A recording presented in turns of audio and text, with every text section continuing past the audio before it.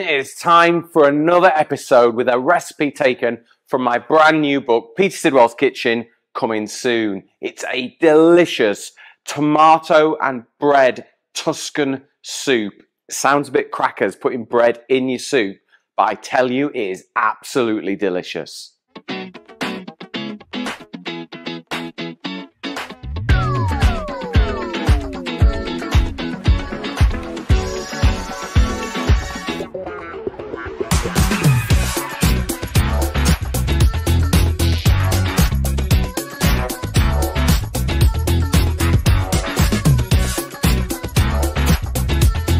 Emily's a little concerned about, aren't you?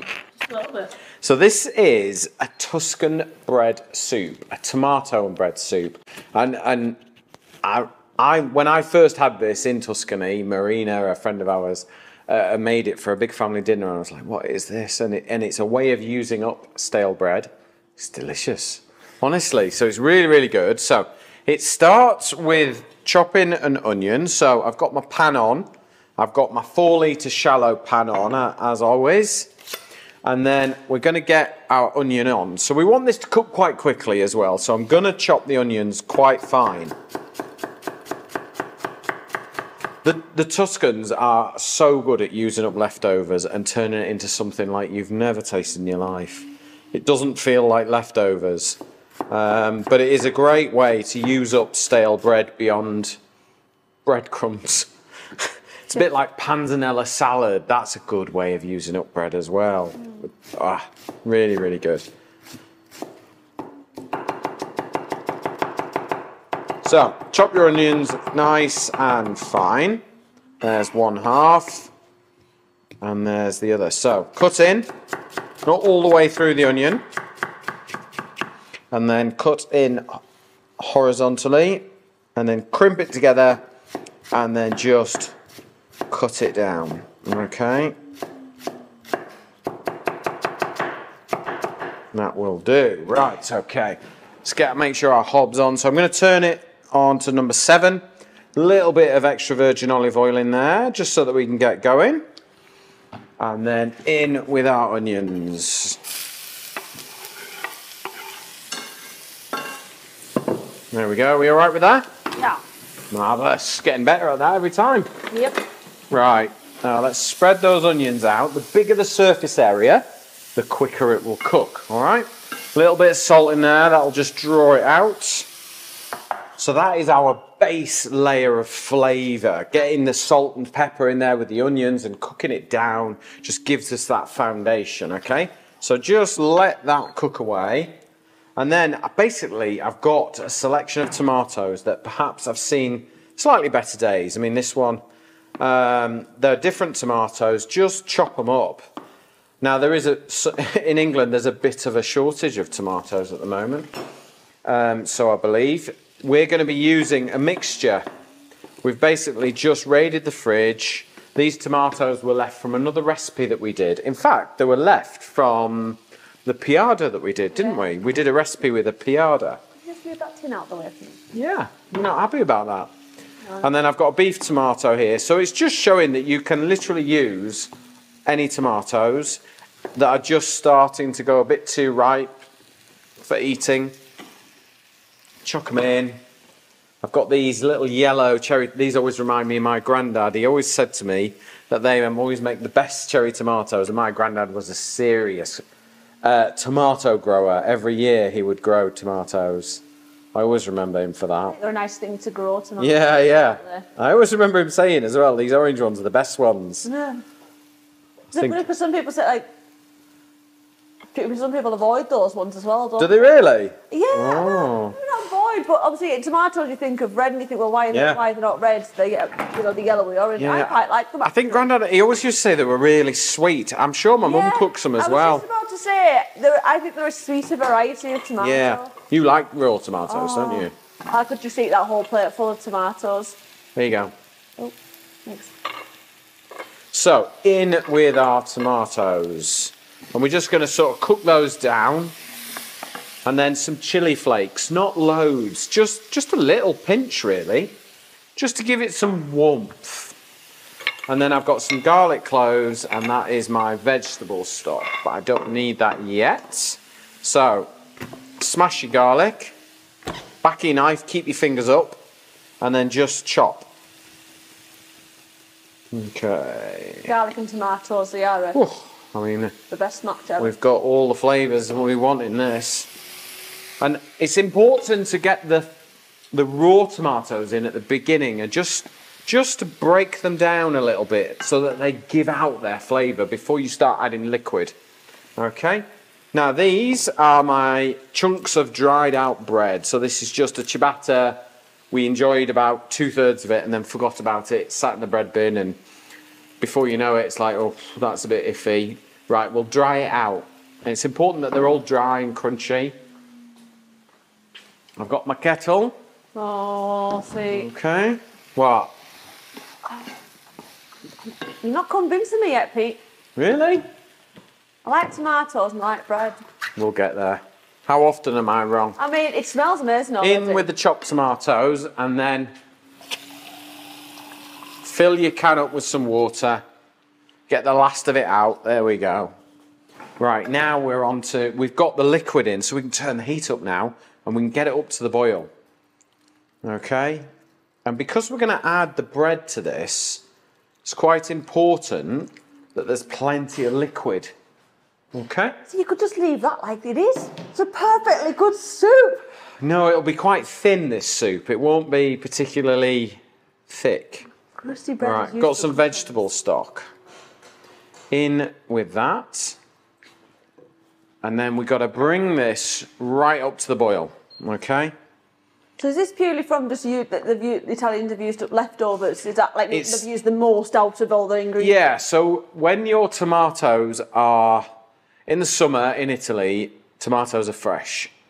And then as the season goes on, they'll then start to preserve them. Yeah. You don't get fresh tomatoes in Italy outside of November. You don't buy them.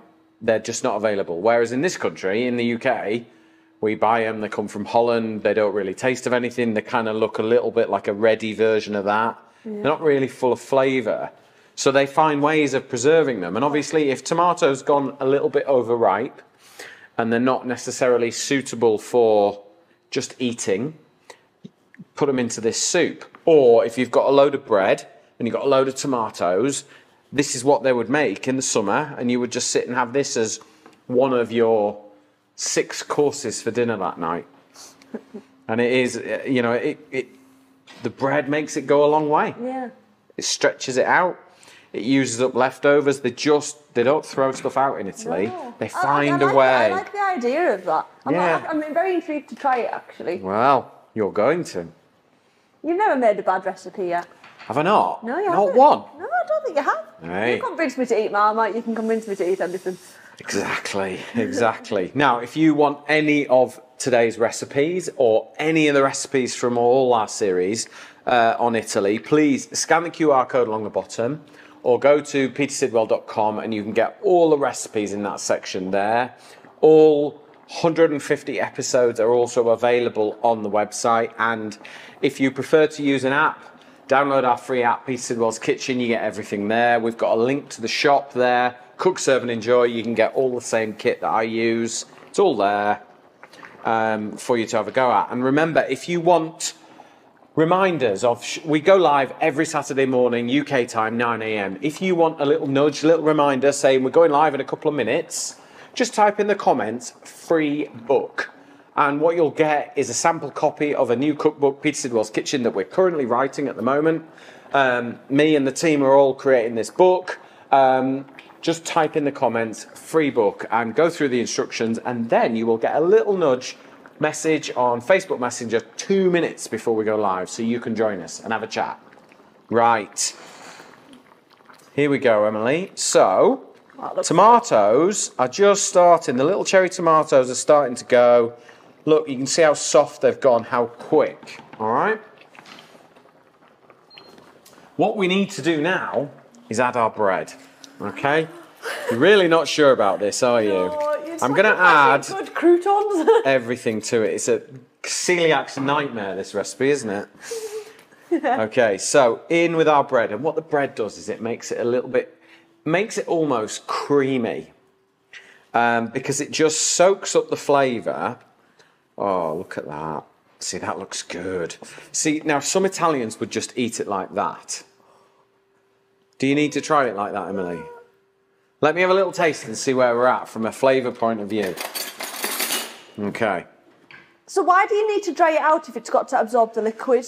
Because if you don't dry the bread out... It just goes to mush. It just goes to mush instantly, and also it keeps a lot quicker if you dry it out. It keeps a lot longer. You need to try this. That's good already. I haven't even got started. Right. Okay.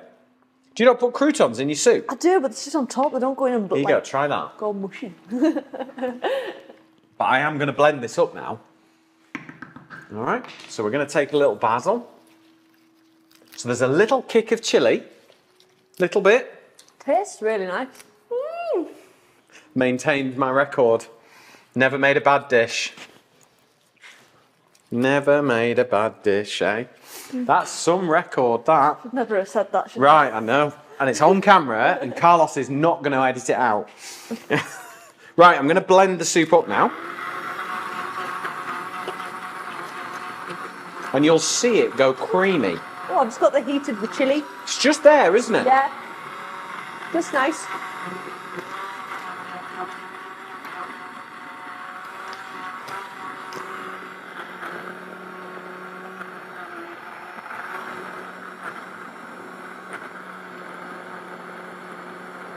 What you find as well is that the soup makes this, the bread makes this soup really nice and thick.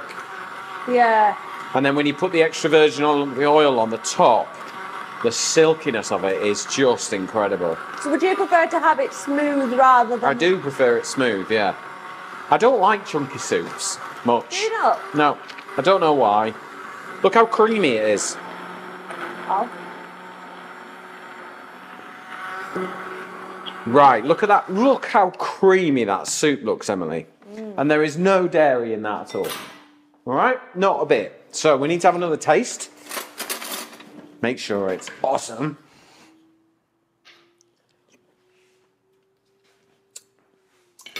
That's good. That is a good soup. And actually, what? How long have we taken to make this? Is it a 10-minute soup? 12 minutes. With the kettle boiled. So let's say 15 minutes total in going in the bowl. Not bad, that. Not too shabby, as my son would say. Not too shabby. Right, I need a ladle. Right, now look.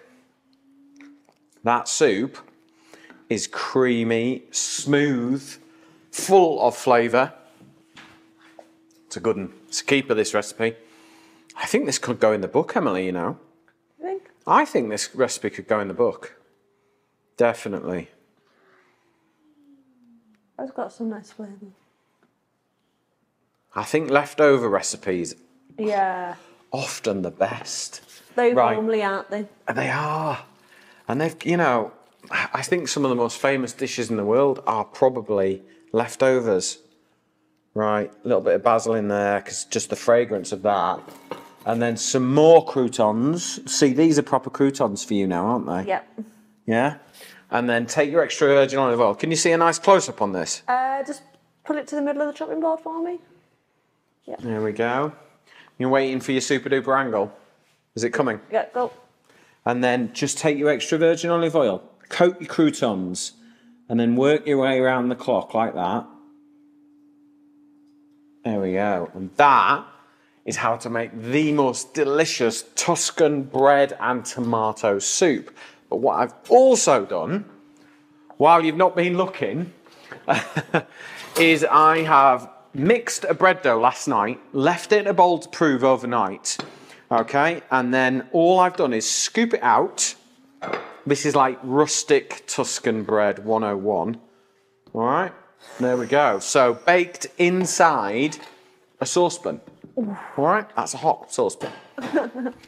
So you bake, it's like having an oven inside an oven. So if you, with these pans from Masterclass, they're all metal so that you can whack them in the oven. And then we've got that lovely soup, and let's just cut this bread open and we'll try it out on Emily. But look, can you hear? Look, nice. Because what I haven't done is I haven't done a second proof on this bread. I've just let it prove once overnight, kept all the air bubbles in. Because in Tuscany, they want a really open textured bread because they want to be able to mop up all the flavours. And you imagine when you've eaten all that soup, there's going to be some stuff to mop up in there, isn't there? And you need a good bread to go with it. But thank you very much for watching. Now, if you want any of our recipes, scan the QR code along the bottom. It'll take you to our website, petersidwell.com. You will get this recipe there and all the others. Thank you very much for watching. See you on the next episode.